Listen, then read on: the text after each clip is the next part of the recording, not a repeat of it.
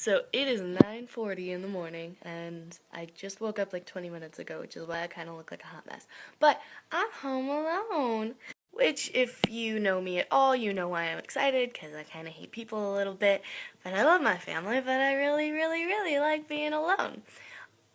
Also, like when I have the house to myself, I have time to think and not have to interact with people and think about how I'm going to interact with them.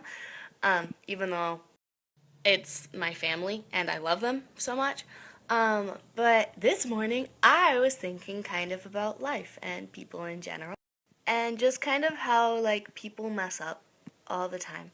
And that's something that makes us human, is our mistakes. But at least from what I've observed, just graduating high school and then moving into the real world, relationships are not something you're allowed to mess up, especially from the point of view of adults. Um, it's almost like you're supposed to get one person, and then that's the person you're supposed to have. You don't get trials, you don't get errors, you don't get to figure out anything because you're supposed to date one person and then you're supposed to marry them, is what I was trying to say. Um, so, like, dating in high school is kind of frowned upon a lot because you're not old enough to be getting married. So you're not allowed to be dating because you're not allowed to have trials and errors. And I think that's a little ridiculous. Like, yeah, I don't think you should be like serious dating in high school, but I don't see anything wrong with dating more than one person before you get married to whoever you're going to marry, because we're people and people make mistakes. You do things that you thought you wanted to do and you don't.